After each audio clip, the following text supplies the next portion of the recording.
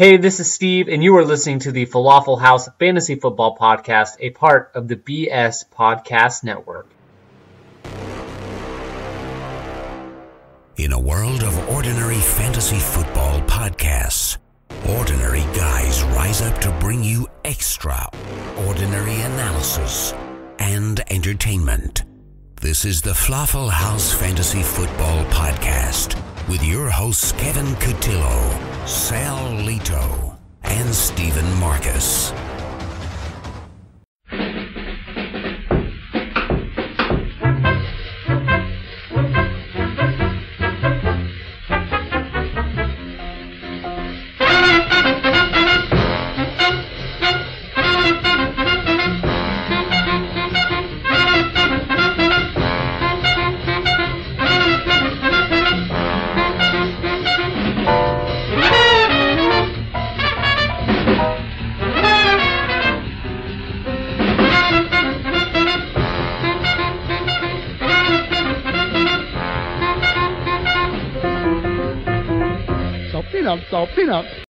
Good morning, good afternoon, and good evening. Today is Thursday, April 13th, and this is the Falafel House Fantasy Football Podcast.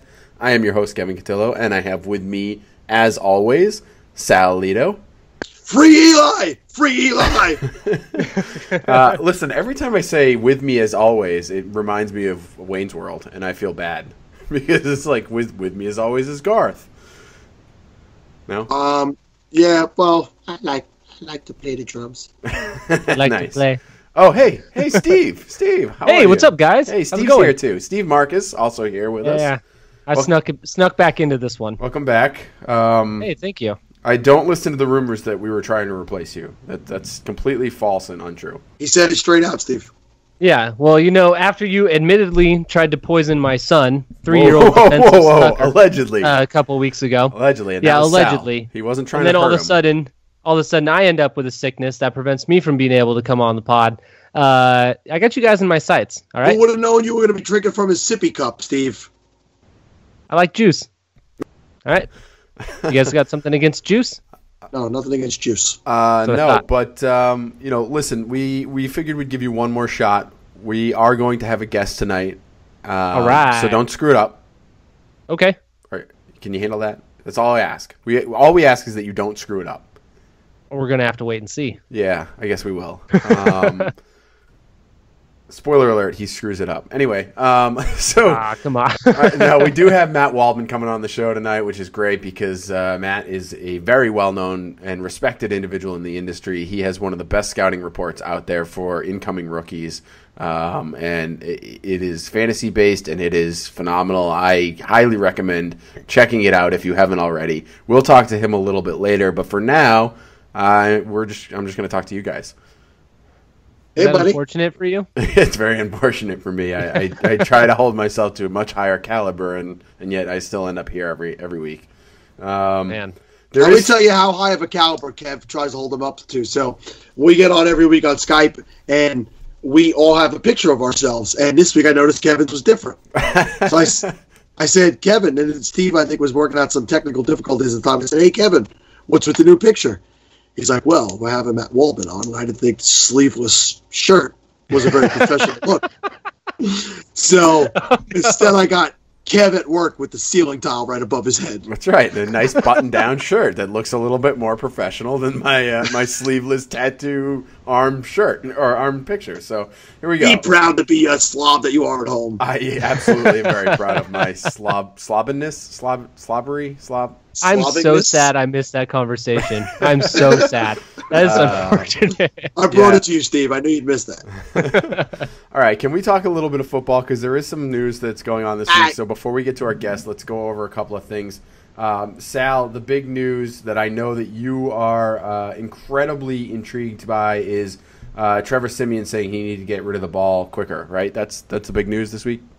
That makes me happy because in the Power Hungry League, he is my second quarterback now that Tony Romo has decided to go and call games and put Phil Simms out of work. So, that's news. I mean, we didn't talk about that last week, but it's obviously old news at this point. So, old news. Tony Romo will not return to the NFL, or he's really just playing a cruel trick on lots of people. I'm not dropping him. You know who might be playing this year, though, guys? Marshawn Lynch, apparently. This thing seems like it's getting real. Is it? I mean, is the trade gone through yet? Is it official? It hasn't gone through, but the discussions have begun. They discussed that the contract would be incentive based, and Marshawn Lynch actually put out some new clothing. He has a clothing line, and if you go to his site, you will see. Is it the colors Raider of the colors. rainbow? It's all of the colors of the rainbow. No, it is Oakland Raider colors on a helmet. It says Beast Mode and Oakland. And those shirts are for sale right now on his website. So as our local Raiders fan, Sal, what do you think? Yeah, so when I first started hearing this, I was like, I'm not going to condemn it. I thought maybe going for Adrian Peterson was a better idea. But, the more I hear about it, and I hear the type of shape he's been keeping himself in, and I think that he has a lot of incentive to come back and try to win for his home city. It's where he grew up, and that could do a lot for a guy. And I don't think that he liked the way that he went out in Seattle, so to speak. So, yeah, I think that I'm happy with it if he does come back, mixed with the other two young guys that are there behind that offensive line. I think that he gives us a real shot to compete in the AFC to go deeper into the playoffs this year. Until somebody knocks off the Patriots, obviously, I won't say win Super Bowl, but I like our chances to compete. It's definitely scary as a Broncos fan. I have to deal with the Raiders twice a year and have to deal with them talking 24/7 based on where I live. So it's unfortunate from that aspect. But, I mean, from a football move, it definitely makes a ton of sense for them. They've got one of the best offensive lines. He is still, even when he went out, he was still one of the most dynamic running backs in terms of broken tackles and all that kind of stuff. He fits there. He fits the mentality there. It's unfortunate that Oakland is getting even better. So, it's a good fit for them. Selfishly, I was kind of hoping that maybe they would end up drafting one of these rookie running backs coming out and that they would become instantly, a very valuable pick. But you definitely can't blame them for what they're doing, and I think it makes all the sense in the world. Well, two things from my opinion, Steve, is that, number one, I don't think this precludes them from drafting one of these rookies, maybe one of the later guys. That are a work in progress type that they can kind of groom a little bit more to take over for Lynch, because obviously he's no spring chicken. He may not play very long. Correct. But, that is true.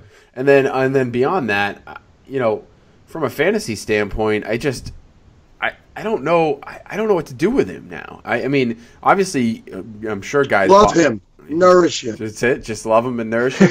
He's an RB. People are pegging him for round 2 as a round 2 guy. Yeah, that's crazy to me. Like I can't. That's crazy to me too. In dynasty formats, I know a lot of guys went out and picked him up last week, which I think is a great move. Obviously, if you could get him off the waiver wire, that's the way to do it. But I mean, in drafts and if you're spending auction dollars on him, I can't justify spending too much because I have no idea what he's got left in the tank, and until I see it, I'm not going to put any real stock into it. All right. It's tough. It's tough because he's going to the place, he's got the dominant offensive line. He's not just going to any old place. He's going to somewhere that made Latavius Murray look like a great running back. So it'll be definitely interesting to see. But what if they they sign him this year, and what if they end up taking a guy like maybe a Wayne Gallman in the 3rd round? Some foreshadowing there for a conversation. I almost threw that name out there too. I was going to say, hey, there's a name you may or may not know. Yeah, maybe they draft him later in the in the middle of rounds, and then so then to me it's even murkier, right? I don't know. So obviously we'll monitor the situation as the draft approaches and after the draft and see how that shakes out. But you're right, Steve. It is a great offensive line, so it could be a great fit. A fit that may not be great, seemingly, is Carlos Hyde in San Francisco with the new Kyle Shanahan offense. A lot of rumors swirling around this week about how he needs to, they're in a wait and see mode on him, and he may not fit the offense. And then, this coming a few weeks after they said that, oh yeah, he looks great, he's rehabbing, and he's, they can't wait to see him. He's got a good work ethic. So, I mean, what do you think, Steve? What's your thoughts on this Carlos Hyde stuff? Is it because it seems to me like a lot of smokescreen before the draft? Like, oh, let's talk, down about this guy so people don't think, or think we might be taking a running back because, Leonard Fournette could be going that high, and we really want to get good value on our pick. Yeah, I think we've talked about this in a few of our, 300 chats that we're in offline. And I think we share the same viewpoint that it is just a bunch of smoke being blown. He's a young running back. Yes, he's dealt with a litany of injuries, but he is still a young running back, and he's still a serviceable running back. When he's been healthy, he has been very productive. I think, Kev, you brought up the point that San Francisco has so many other needs. For them to be touting that they're going to move on from Carlos Hyde and potentially draft another running back with one of these high draft picks does not make a lot of football sense as opposed to signing Marshawn Lynch. So I think that it is a bunch of smoke. I think that they've got a much more of a bigger need in quarterback, to say one. And, we see this from a ton of different teams going on right now, most namely the Cleveland Browns, talking about Mitchell Trubisky, talking about Garrett, talking about all these other guys, talking about possibly taking Leonard Fournette. It's amazing the talk that is going on right now. So you got to try and, just keep it out, block it out, and, think about what makes the most football sense. What I don't like about it is one of two things. One, if you are serious, then you're killing his trade value, because I think that they've kind of they've trashed him a little bit over the last couple of days. And if you're not serious, how does he feel going forward that you talked about him like that and you're going to keep him? So I don't like hearing these type of things. I do agree with you guys that I think he ends up staying in San Francisco. It's more of a smokescreen type of thing. But motivation, I would just prefer to see motivation. Yeah, I hear you, but I don't think that the guy has been unmotivated. He's been unhealthy, right? I think whenever he's been healthy, he's been good. I think the talent is there. I just rather see guys stop talking crap about people and let's lift each other up. Let's build each other up. You're Positivity, smart enough, encouragement, you're good enough, and doggone it, I like you. Wow, there you go. You hear that, Brandon? That was wow. All right, so you raise me up. Honestly, I don't really have much else for news, guys. What else is going on in the NFL that I should be concerned with? Oh man, it's dead zone. That's right, dead zone. Nick Saban's going to the draft. It's all Jay Cutler might retire. It's all nice. I don't now. Why? Okay, we talked about Tony Romo briefly. Why doesn't Jay Cutler go to Houston? Why don't they? Or why doesn't Houston want Jay Cutler even for a year or two? He'll be there. Yeah, I think he'll eventually end up there. I mean, all right. I got to go trade for that, Cutler, guys. guys. I'll be right back. They got to do the dance, right? Hey, Steve, would you like Jay Cutler back in Denver? No. Okay, I'm okay with Trevor Siemian and Paxton Lynch for right now. So Trevor Siemian, Paxton Lynch, you're okay with, but Tom Savage is a no-go. Yep, pretty much. All right. Moving along then. You know what? I don't think there's really much else to talk about. Sal, anything on your end? You got anything interesting? Nothing. All right. Well, let's get to our guest then. Good evening. We interrupt your currently scheduled podcast to bring you a conversation with someone whom you may actually care about. The Flaffle House podcast proudly presents their interview of the week. Please do enjoy. So tonight we are welcoming in our guest, Mr. Matt Waldman. He is a senior writer at footballguys.com. He's been writing there since 2004. He's a regular guest on the Audibles On the Couch with Sigmund Bloom, who I don't know, Matt, if you knew this, but Sigmund Bloom's been on the show as well. So we're big fans of him. And, of course, he's the author of the Rookie Scouting Portfolio, available at mattwaldmanrsp.com. Matt, thanks for joining us tonight. Oh, it's a pleasure. So we're obviously bringing you here for one reason and one reason only, and that's your in-depth 1,600-page report on all of these rookies. We're going to go through each one individually, so it shouldn't take more than a few days. That sounds good. I think I got a couch in here, so if I doze off, we'll be okay. We'll wake you right up. No, we're just gonna ask you about some of the guys that we're a little more intrigued with, and then maybe ask you for a few of your intrigue players as well. So Sal's gonna kick it off with a question for you. Great. Hey Matt, thank you for joining us tonight. So, Matt, this probably the least interesting for fantasy football this year. coming out of this draft was the quarterbacks. You know, I don't want to say least interesting, I guess, but not highly sought after if you're going into this year's fantasy drafts. But just a day or so ago, it came out that the Browns might actually be interested in drafting Mitch Trubisky at number 1 instead of Myles Garrett. I think that was pretty much a shock to a lot of people. So I sat down and I watched your film on Trubisky, and I learned a few things. I don't get to watch a whole lot of college these days because I have teenagers and I'm usually running them around on Saturdays. So it was very interesting to me to watch that film. And, you know, I got to see more of his mobile side, as you pointed out. He is able to run the read option, not that it's his specialty. But you know, give our listeners an idea. Is this a guy, especially for dynasty leagues, that maybe you want to pay a little bit higher price for than you were originally thinking of maybe a week or two ago? Yeah, I mean, I think that at this stage, my view on dynasty quarterbacks is that I would rather pay the premium on an established starter than take a chance on a rookie as an investment, because they wash out so fast and so easily. The percentage rate of them washing out is so high because the NFL teams are busy pointing the finger at everybody else about why these quarterbacks aren't good, and then they rush them onto the field, and sometimes those reasons for being rushed on the field have nothing to do with what the coaches really even want.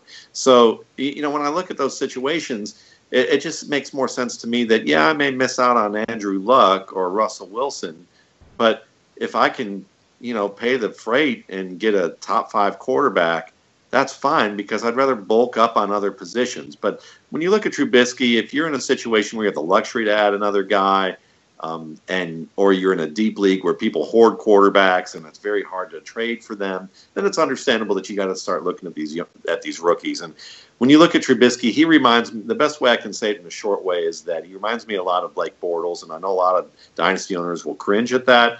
But when you look at Blake Bortles, when Blake Bortles was working between year 1 and year 2, working hard in the offseason, he played very well. And he's mobile, he's got a big arm, he can create plays outside of pressure, he can move around in the pocket well, and that can lead to very big plays. And I think Mitch Trubisky has those positive qualities in his game. But like Blake Bortles, though maybe not as bad as Bortles, because Bortles didn't work hard between years 2 and 3, and he really regressed, Mitch Trubisky can take too many things in his own hands and not really take the easier plays that he should. There are times that when he's pressured, he'll see an open man and forego it and try to go for a bigger play and wind up sacked. A lot of immature things. And some of that can happen because you're a first-year starter and you're testing out your boundaries athletically, what you can do in game situations. And some of it could just be his attitude towards the game, and he'll have to have some of that corrected, because reading the field, that's not his strongest suit just yet, and neither is the decision-making. So those are two things that really concern me a little bit more with him than, you know, some of the other prospects. But I think that if you give him a year or two, or you have a team that has a really good developer as a quarterback coach, or really a head coach who's willing to bench him for a little while but keep his confidence up and let him know that he's their guy. Again, all this is perfect world scenario stuff, because we see that doesn't happen much anymore. But if it did, I think he has a good chance to be a good starting quarterback. Now, it's just kind of more, I look at the percentages as a dynasty owner and say, if I have to, he's certainly in my top 5 or 6 that I would look at, but not someone that I would automatically say, yeah, I'm going to pay the freight for him. So you think the spend on the draft pick or the, you know, the auction price, depending on your league style, is just going to be a bit too much for a guy like that? Yes, absolutely. Because of the way that the NFL looks at quarterbacks, it's too risky in my end. I don't think there's any slam dunk guys at quarterback to pay the freight for like that as a rookie. So that kind of leads me into a question about the guy that I wanted to ask you about. Chad Kelly, on the other hand, is a guy who's probably going to fall down most draft boards. Is you know, being talked about as maybe a late round pick, 7th round guy, or an undrafted free agent kind of guy. You know, maybe he creeps up earlier, you know, possibly. But you know, and in fantasy world, he's going to be, you know, off the radar for a lot of, the less savvy people, and certainly may not even be a draft pick, maybe a guy you can pick up on the waiver wire afterwards. But I mean, he's a big guy, 6'2", 220 pounds. He's, you have him listed in your underrated category, and he's listed as your number 2 quarterback, which I tend to agree with because it's based off what you see on the film rather than what's going on in his head, which is obviously something leaves something to be desired. He's an injury. He has a couple of injuries that make people nervous, but overall, this is a guy that I see as someone who might get that chance to sit, like you were talking about they should do with Trubisky, just because of the situation that he's going to come into the NFL with. So is he someone that you would throw on your roster as a stash if you have a deep taxi squad or have a spot that you just might be able to, stick him away? I plan on it. I absolutely plan on it. And, it's just one of those situations where you just have to be someone who understands that there's low risk here because you're not drafting them highly. You're going to be able to get them at a reasonable price where most guys tend to wash out anyway. So why not take a chance on them, especially at a position that is one that can yield so much production when you do hit on it, but you don't have to pay that surcharge or the window sticker price in that sense. And there's a lot that's made about players that sometimes it seems in the media or the way the NFL players talk about these young guys, they sound like that they're much worse guys than maybe they really are. And certainly I saw the video with Chad Kelly getting, outside the nightclub, and you certainly see some of that. But I've known guys. I've employed a lot of people in my lifetime, in my past life before I was a writer, and I've seen guys who have gone on to really nice careers as upstanding individuals who, have the nice square parted haircut and wear the 3-piece suit and say all the right things and go to the country club or play golf with their bosses and, belong to do all the nice things. But in college, they were threatening to shoot people up when they were drunk and getting in a fight outside of a club, and doing a lot worse things than that sometimes, or things that they would have not gotten drafted at all, but they matured. And I think that you got to understand that people between the ages of 16 and 24 still have a lot of maturing to do, and they're quite malleable psychologically in terms of being able to make great strides if they have the reinforcements around them and they don't have any kind of actual psychological issues that may put that in the way. So as long as there's things passed from that standpoint, you got to understand that the NFL also tends to do a lot of editorializing with their scouting reports when they do investigations on players, and I've talked to people who deal with that and say that one of the things they try to recommend to NFL GMs and owners is to get a head of security who actually understands these issues, someone who's like a former police officer, someone who also understands how people grow a little bit more, and do some work where they're not having their scouts editorialize or their GM editorialize and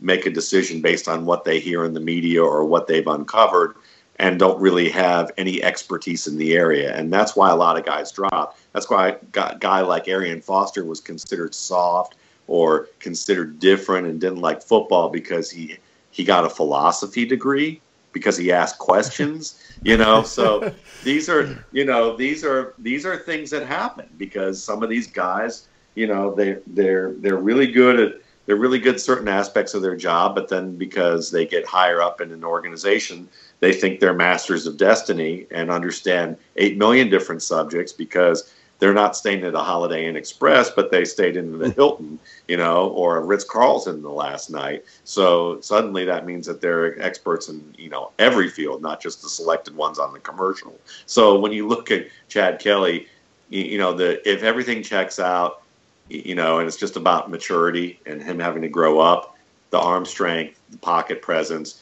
the confidence to be able to identify when a guy's open and hit it right away is all there.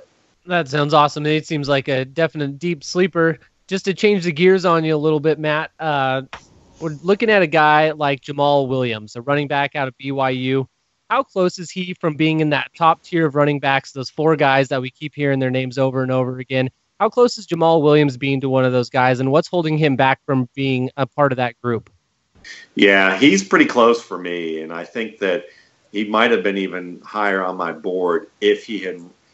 I was cautious about his elusiveness and some of his burst because he looked better on film than he did when it came to running his drills at the combine, and then his pro day was a little better. And I think that if I had used his pro day time, I probably would have vaulted him at least to number 5, maybe even number 4 on my board. It would have been close. But that's the thing. His athletic ability is not quite the same tier as Fournette, McCaffrey, Mixon, and Cook. He doesn't have breakaway speed. So that's the bigger issue. But when it comes to vision, power, durability, stamina, catching the ball, and pass protection, he's as good or better than a lot of these top 4 players. The issue is he had an ACL injury a couple years ago. You had some of the off-field stuff. So his draft stock's going to drop. He also doesn't have that top-end speed. And his combine performances weren't as great. So that will drop him a little bit. And that may mean because the running back position is so tight in terms of the level of competition at the NFL, he may have to work his way up a depth chart. It might take him a couple years.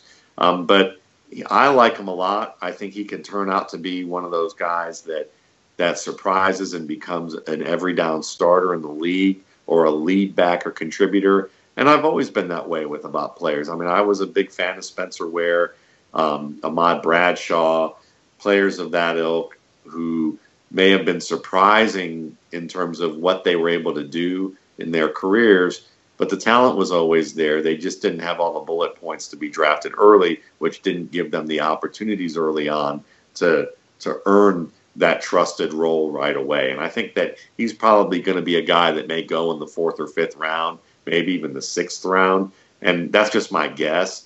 But I think that he does have earlier round ability, like 2nd round ability. I think he's that high up there. So, Matt, you brought up Christian McCaffrey's name. It was the next guy I wanted to bring up. For me, and it's difficult when we started doing this podcast, a lot of the guys that we play in leagues with, and specifically Dynasty leagues, they listen to us now. And we want as many people to listen to us as possible. But sometimes giving away who we like the most is never a good thing because I always get bit up on those guys when it happens. Yeah, me too. Me too. And for me, I'm sure, I imagine you can't touch anybody. As soon as you put a bid on somebody, everybody's like, well, that's on him. I got to get him. I have to draft like 3 rounds ahead for guys that I like. I have to take crazy risk to get guys now. So for me, he's my favorite running back in this draft. He's the guy who I feel will come in right away and be the most effective if he lands in the right place. And he's the guy who I feel, if you look back 5 years from now, will have had the most success as what we look for in this current NFL's running back. And I watched the video with you and Steve Bischoff, and shout out to Steve, who will never hear this, but I listened to Steve on Backyard Banter podcast and heard his story, and a tribute to that guy for what he's been through in life and where he is at life right now. And I just love his story. So if anybody out there hasn't listened to that episode, do it. But I digress. Tell me, 5 years from now, in your opinion, who's the best running back in this class? I would say that you have a very good point to make for Christian McCaffrey. He's the safest guy to have the best career. That's the best way that I would put it. And he's my number 2 guy, and it's basically by a very small margin.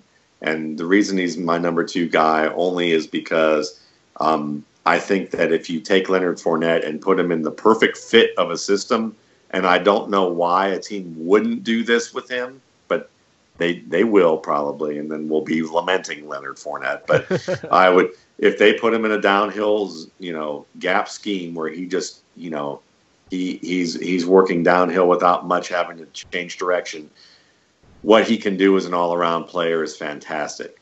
But Christian McCaffrey's the safest player, and he's also one of the best, and he's not far behind. He reminds me a lot of a guy who, I'm laughing because I joke around that Adam Schefter must read the rookie scouting portfolio, because the guy that I came out and said he compared favorably to was Brian Westbrook. And Brian Westbrook was a guy who had 4,100 yards in a 2-year period, and 2,500 of those were on the ground. So you got to remember that Brian Westbrook was a heck of a runner, and I think McCaffrey's a guy that in today's NFL, he's a good fit almost everywhere. Whereas maybe in 2008, Leonard Fournette was a good fit everywhere, and Christian McCaffrey was kind of like, well, there's only a couple teams that do what they do with Brian Westbrook. I don't know if he's going to be able to see the ball as much and be used as much in a way that's going to be advantageous. But now with all these spread schemes and a lot of uses in that way, and also loving to make players more hybrid-oriented guys in multiple sets where he can be split from the backfield, McCaffrey's going to get a lot of opportunities both as a runner and passer and both in those types of sets. But he's also, obviously the reason he's a projected top 10 pick is the fact that he played at Stanford, which is a pro-style set. They don't just run shotgun. I mean, they run these tight line splits and a lot of gap plays and a lot of inside runs, and he does that extremely well. And I would say to you, the odds-on favorite, I would agree with you, Sal, is Christian McCaffrey, the guy who might have a bigger long-term career if he gets the perfect fit, might be Fournette.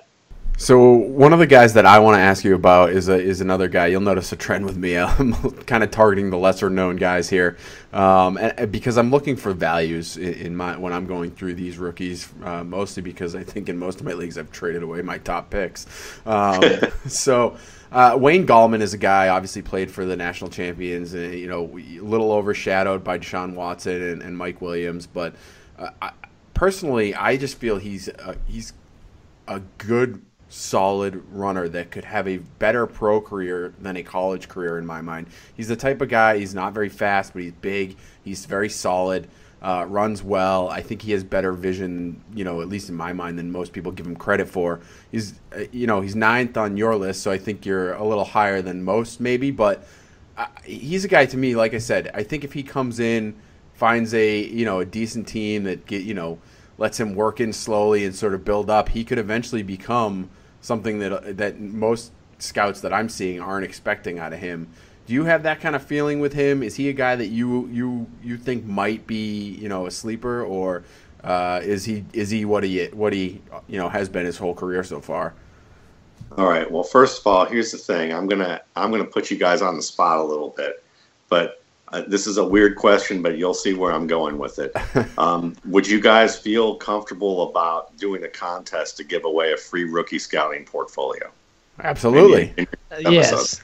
Okay. Yeah. Well, I'm giving you guys one to give away in your next episodes because you're the first people in like a billion cajillion podcasts I've done in the past 2 weeks who have asked me about a very good football player that no one else has asked me about. Wow. Excellent. Yeah, and I've been waiting for someone to ask me about Wayne Gallman because I think he's a fine football player. He's got the burst you're looking for. He's a smart physical runner who can catch the ball. He's a guy that one of the scouts that I talk to the most often, and I don't know how other people do this whole anonymous scout thing. I can't talk about who this guy is and what it is because I've been asked not to do it, but I talked to this guy all year long, and well before off season got into play, he talked about Wayne Gallman as one of the guys that he just feels like is underrated and is going to be a really solid football player who can probably give you more than what people expect. And I'm right there with you. I mean, I see him as he'll start off as a 2-down back, but I think he can very quickly become an every down guy. He's kind of a slower version of DeMarco Murray, if you ask me. A guy can run both zone and gap, someone who finishes strong, and I absolutely think he's going to be one of those guys that at worst will be a very good backup, but I think there's more there in the tank for him, and I wouldn't be surprised if some of the reasons why these veteran backs who are superstars not getting re-signed is because of the depth of this running back class coming up. And Gallman is one of those guys that you might be able to get in the 4th or 5th round who will surprise. Excellent. Like I said, I mean, that's kind of how I felt. And now for every other podcast that you go on, and all the ones that whatever anyone asks you about Gallman going forward, just tell everyone he sucks, so that we can keep that to us, and we'll actually get good value on him still. So that sounds good. All right. So really quickly, any other running backs that you personally like to highlight, or that people should be going back to look at the film you put out on them, or the analysis that you do specifically? Who else would you recommend they do look at, or conversely should take off their board? Sure. I think the guys that I would look at in the let's say the mid rounds, or maybe, and he may climb, is Aaron Jones. He's starting to be a hot property. He's a kid out of UTEP. Aaron Jones is someone who catches the ball as well or better than any running back in this class. He has underrated balance, very functional power. He's a quick, agile guy who can really bounce plays outside, but he's a good interior runner. And I think he has a chance to become really the surprise running back of this class. So I would definitely recommend looking at him. And I'll be on with Joey Hoka, 4for4.com. We'll be doing a RSP film room on him on Monday, so you can stay tuned for that. Joseph Yerby at Miami is one of my guys. He's only 5'9", 202. He was Dalvin Cook's high school teammate. He does everything Dalvin Cook does, except for run fast, if you ask me. And what he does better is pass protect. He does it way better, and he catches the ball as well as Dalvin Cook. Everyone talks about Dalvin Cook making plays. Wow. I'm watching. You go watch Joseph Yerby's highlights, and you're going to see some tape of him running seam routes down the middle of the field, making one-handed diving catches with his back to the football. You're going to see him pass protect against defensive tackles and defensive ends and redirect them at the last second. You're going to see a guy who's quick, who has a pretty good stiff arm, who finishes runs well and has good interior vision and very good change of direction. He's just not fast. So he's not fast. He's not big. He had 2 kids before he even got into college, and with a change of coaching regime, he went from being a good starter in his sophomore year, and again, he had to back up Duke Johnson. So it wasn't like he was going to unseat Duke Johnson year 1. Year 2, he got to play. He played very well, and then coaching changed to Mark Richt. Mark Richt had his back in mind. Mark Walton. Mark Walton's a very good pro prospect, most likely. Bigger back. They were a 1-2 punch, but Walton was the main guy. So those are 2 guys that I really like. I'd say in the late rounds, I'd also look at Brian Hill out of Wyoming, who I really like his power. He kind of reminds me, he's kind of in that Wayne Gallman mode too, where he actually surprised me. He was faster and quicker than I thought he was on tape. And I liked him because he was a very powerful finisher. He's very strong. The first guy trying to tackle him does not bring him down at all. I think he's a sleeper. And the guy that I just don't see it is Marlon Mack out of USF, the South Florida guy. Mack is a guy that if you get him to play like the Tevin Coleman role and the way Atlanta used him as a kind of a satellite space player and limit him to that, then you could get a really nice weapon. But if you're drafting him early because you think he's going to develop into an every down back, fumbles the ball a lot, he bounces too many plays outside, he's not mature about decisions he needs to make between the tackles, and that's a real hit or miss quality about a guy developing that. Some guys have, LaShawn McCoy and Jamaal Charles have, but C.J. Spiller didn't, Lawrence Maroney didn't, Bishop Sankey didn't. And so when you look at, and those were early round picks. Those are some top prospects. Those are some top prospects. And I would add Alvin Kamara to that list, as well as a guy that I would draft lower, and that means you're probably not going to get him because NFL.com's all over him. They love him. I don't. I think he bounces too many plays outside, and he fumbles the ball too much, and he has to get a little bit more mature. And I think it may happen for him a little bit better, but he'd have to fall to like the late second or the early third for me to really look at him, and I just don't think that's ever going to happen in most dynasty leagues. I think you just broke Steve's heart. Yeah, So I do. I agree. I agree with the take, though. I agree. He's definitely more of an outside guy. And speaking of Joseph Yerby, as someone who is also not big and not fast, I can totally relate to that. So I'm glad that we at least have that in common. Difference is he's talented, Steve. So. Well, you know, this is how I look at it. In my household, I'm the big one. My wife's the fast one. She ran a 10.78 100 when she was in high school. Wow. So combine the two of us, we might have a running back. But there you go. There you go. Well, switching gears again a little bit, I'm going to start talking about some wide receivers. One I really like is Cooper Kupp. Really hard to put on the tape for this guy and not be impressed by what he does. What do you think of him, and how do you think that his talents translate to the NFL level? I like him a lot, and I think that the whole roller coaster of draft media has caused his stock to go up and down, and it stayed on the downward trend after the combine. But what people don't realize is when you look at a guy who's 6'2", 204, that probably, and you look at his body, he's probably going to gain a little more man weight, a little more muscle, meaning another 10 pounds probably. So then you're looking at him at 6'2", 214, who, yeah, he ran a 4.62 40. That's not great. But then when you look at the 4.08 20 shuttle and the 6.75 3-cone drill, you're looking at a guy who whose change of direction and burst is comparable to Allen Robinson. So let that sink in for a minute and think, okay, at worst he's a slot player, but really as a wide receiver, as Bill Walsh mentioned very often after Jerry Rice took the league by storm, he said that the reason he picked Jerry Rice and then considered Eddie Brown a blast from the past is that he was looking for receivers who were very quick in their first 10 yards, because it's really about winning at the first 10 yards that's important.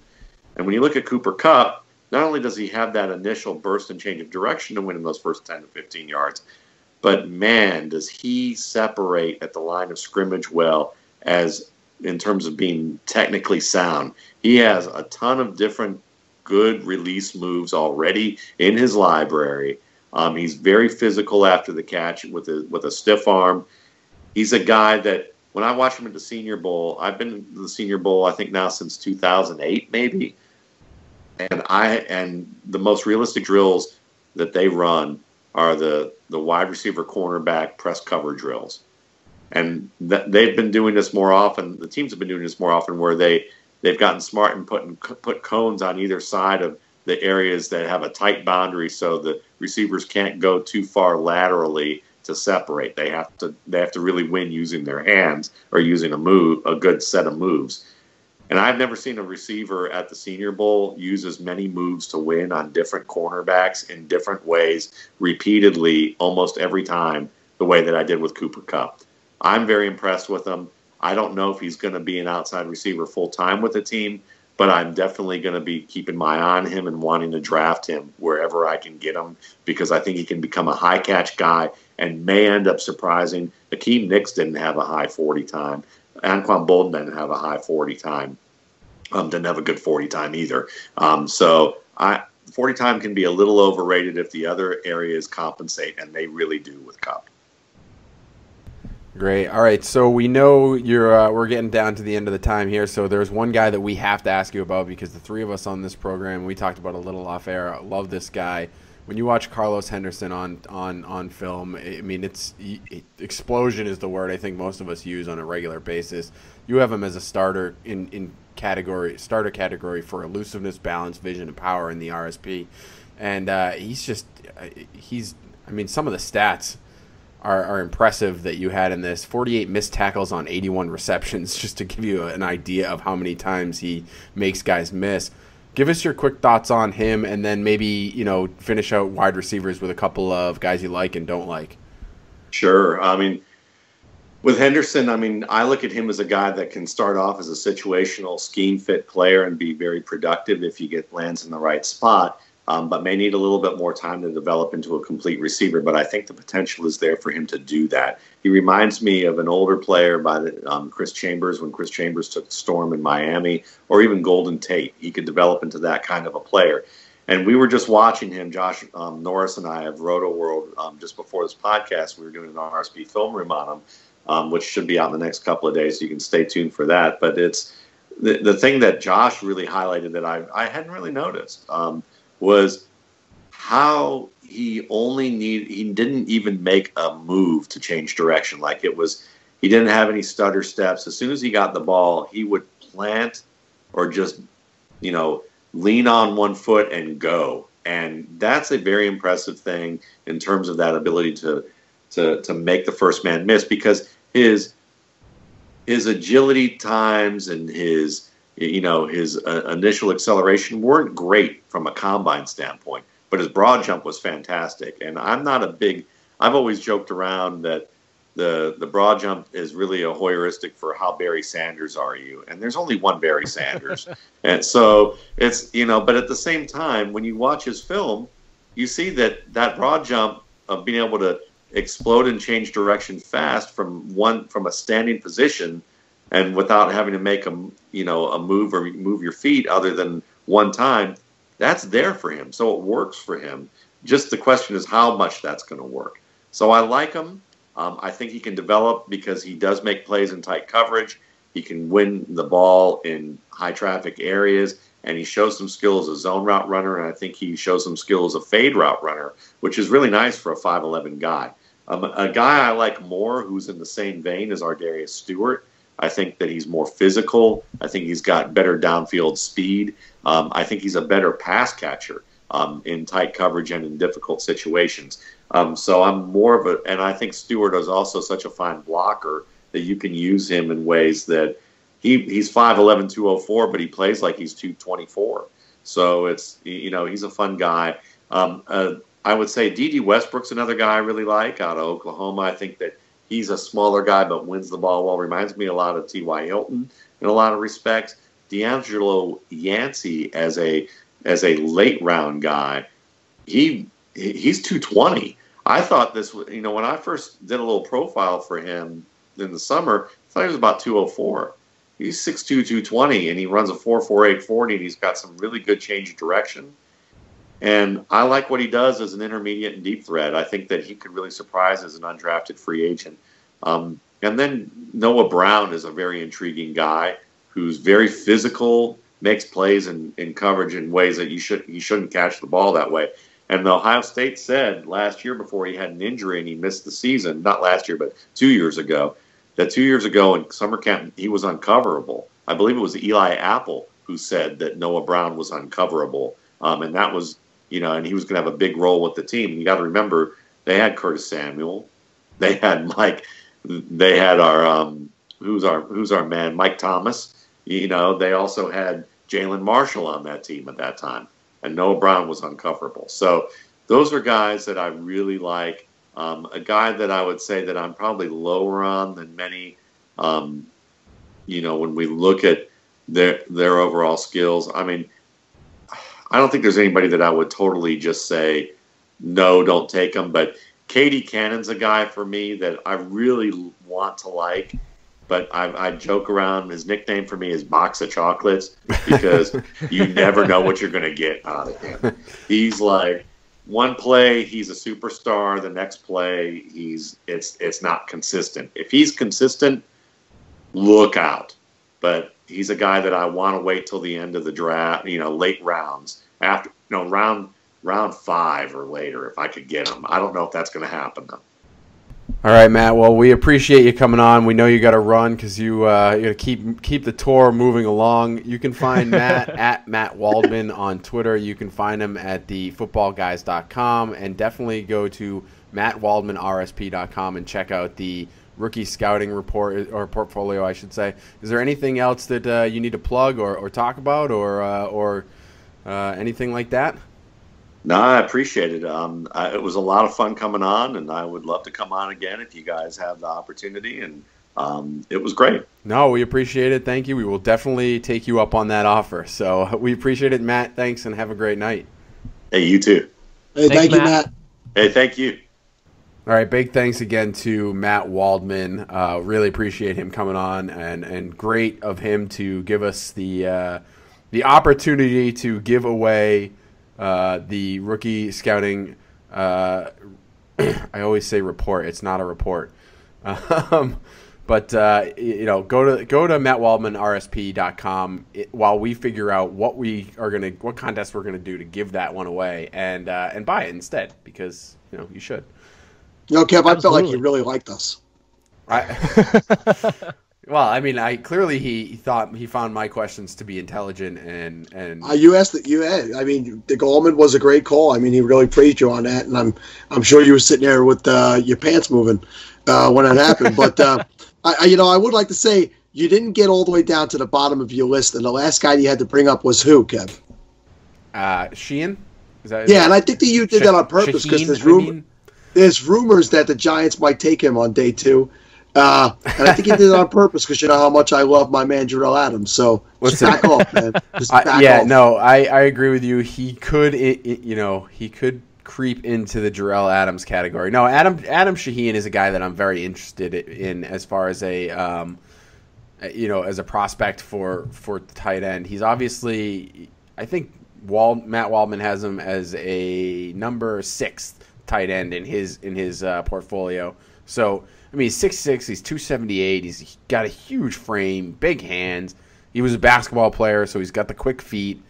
Obviously, he needs a little polish, but he's a guy that I think, on that second day, maybe he creeps back into the third day, but I doubt it. I think he's a round 2 pick, and I mean he's going to be. I think he's going to be a good prospect for someone. And if he goes to the Giants, if they are in the market to replace Jamaal Adams, I don't know, Sal. I'm sorry if you heard me start to laugh, but sometimes I think things to myself. I got problems. I don't even want to know what you were thinking. I was just thinking, like, if he was 278 without a big frame, how terrible that would be for him. He said he was really 278 with a big frame. I'm just like, imagine a small frame guy, 278. That would just be all. He would be a blob. I think you know what I mean by when I say big frame, right? I mean, no, I know it's nothing wrong with what you said. It's me. It's not you. It's me. Oh, good. That's great. That's what they all say. Now that yes, that's right. Now that Sal has broken up with me, Steve, why don't you just get to your finishing thoughts? All right. Well, thank you for hanging out on this episode of the Falafel House Fantasy Football Podcast, which none of you are going to know, but was actually brought to you by the Skype ringtone tonight for me. That was very fun to deal with. And if you'd like to follow us, you can do that basically on all social media platforms. Just search for @Falafel House. And we are starting to get those articles up and going, heading into this draft on falafelhouse.com. We've got our buddy Anthony Reimer.